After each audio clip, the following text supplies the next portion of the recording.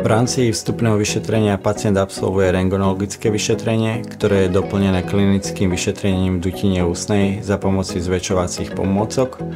Na základe týchto dát sa vypracuje liečebný plán, ktorý predstavuje finančný a časový harmonogram liečby.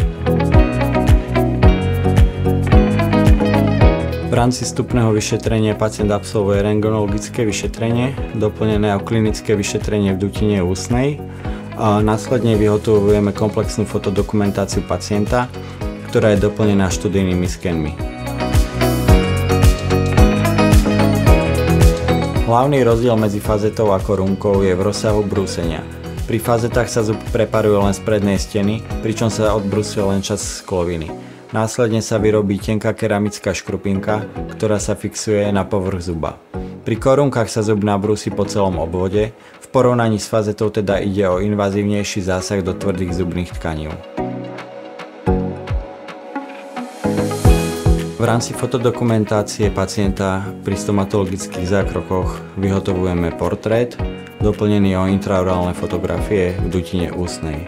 Fotografie slúžia na účely plánovania, diagnostiky, ale taktiež na komunikáciu s pacientom či so zubným laboratóriom.